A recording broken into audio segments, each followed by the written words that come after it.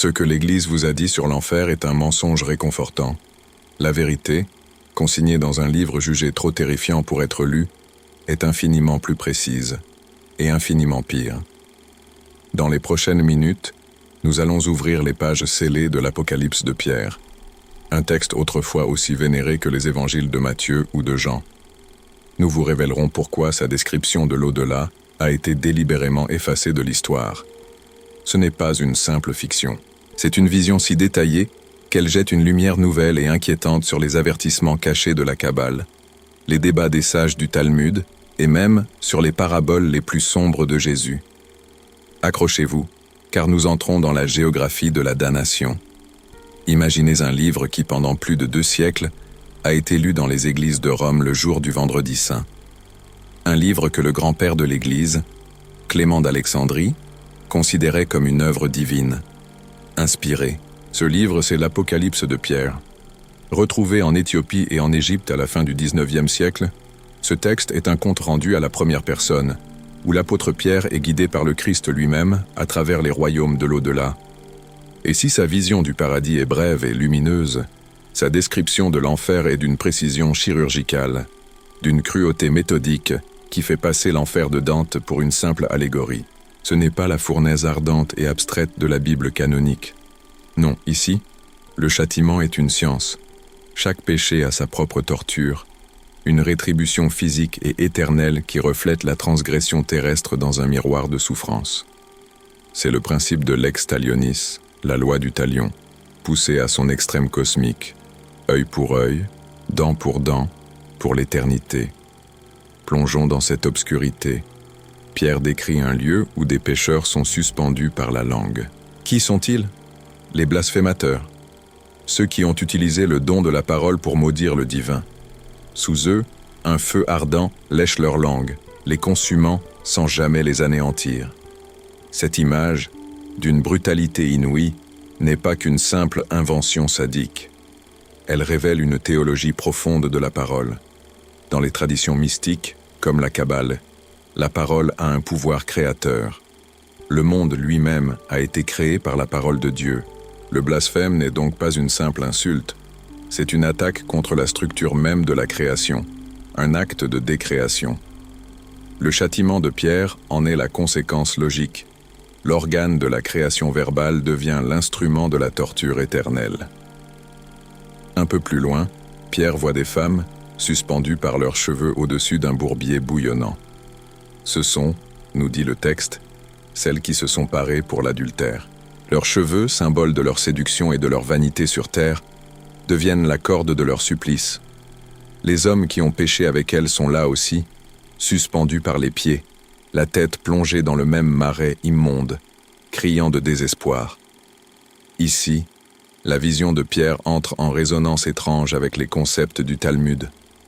Les sages talmudiques débattent longuement du Gehinnom, la version juive de l'enfer, souvent vue comme un lieu de purification, un purgatoire.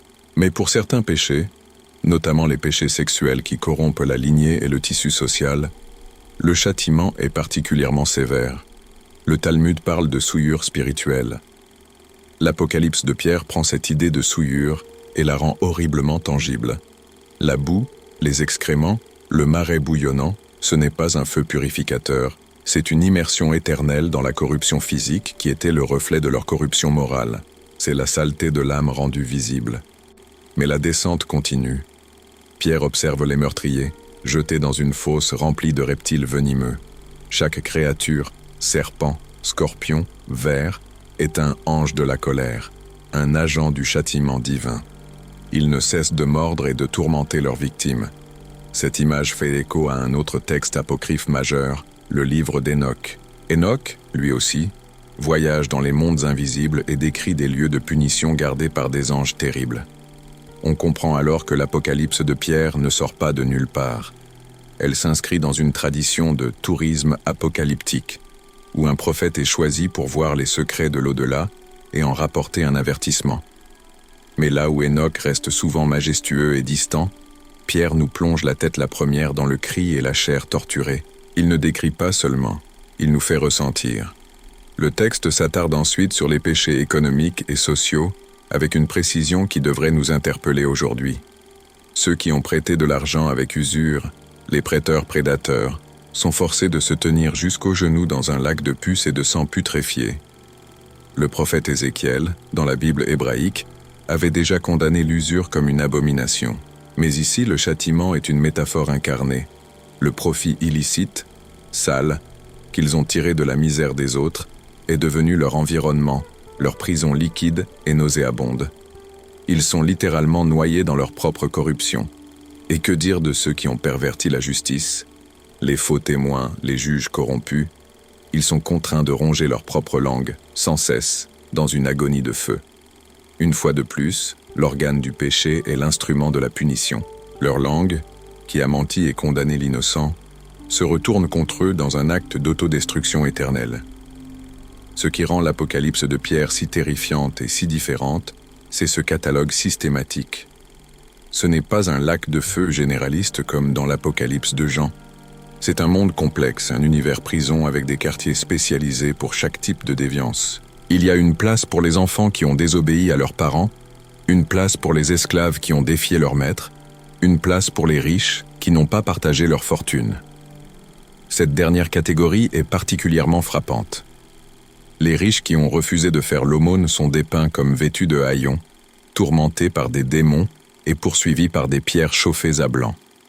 Leurs richesses terrestres se sont inversées, leur opulence est devenue misère, leur confort est devenu une douleur perpétuelle.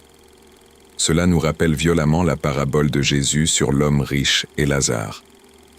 Dans l'évangile de Luc, l'homme riche, depuis l'enfer, supplie Abraham de lui envoyer Lazare pour tremper le bout de son doigt dans l'eau et lui rafraîchir la langue. L'Apocalypse de Pierre semble prendre cette parabole et en faire un monde entier. Elle répond à la question « Que se passe-t-il d'autre dans cet endroit de tourment ?» La réponse est « Tout ce que vous pouvez imaginer de pire et plus encore. » L'un des passages les plus dérangeants concerne les femmes ayant avorté. Elles sont plongées jusqu'au cou dans un lac de sang et de matière fétide, tandis que les esprits de leurs enfants, les anges de la vengeance, se tiennent sur la rive et leur lancent des éclairs de feu dans les yeux. C'est une scène d'une cruauté psychologique et théologique immense. Elle combine le châtiment physique avec une torture morale éternelle, la confrontation avec la conséquence de son acte.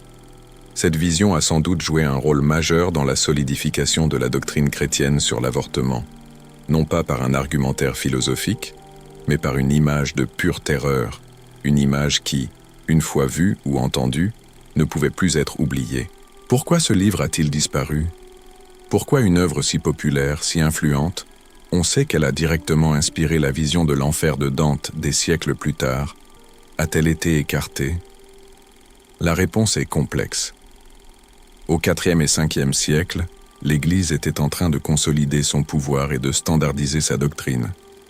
Un texte comme l'Apocalypse de Pierre, avec ses descriptions ultra-graphiques, posait un problème. Il était trop puissant. Il risquait de transformer la foi basée sur l'amour et la rédemption en une religion basée uniquement sur la peur panique du châtiment. De plus, ce texte donne un pouvoir immense à la vision individuelle, à la révélation directe. Pierre voit parce que Jésus lui montre. Cela ouvre la porte à d'autres visionnaires, à d'autres prophètes.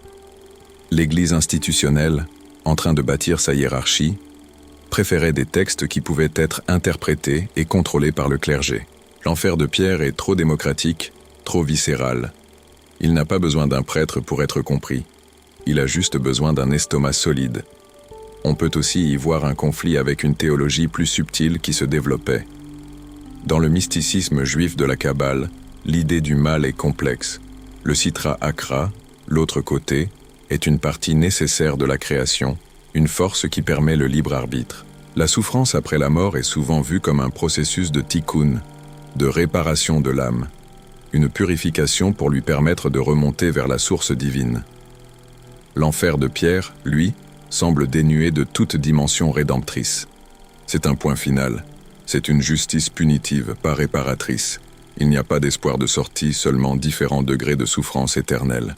Cette vision d'un Dieu vengeur et méticuleux dans sa cruauté pouvait entrer en conflit avec l'image d'un Dieu de miséricorde prêché dans les évangiles. En explorant ces descriptions, on ne peut s'empêcher de penser à leur fonction. Ce texte n'a pas été écrit pour être un simple catalogue d'horreurs. Il a été conçu comme un puissant outil de contrôle social. En décrivant un châtiment si spécifique pour chaque péché, il fournissait un code de conduite extraordinairement efficace. N'opprimez pas les pauvres, ou vous serez tourmentés par des pierres brûlantes.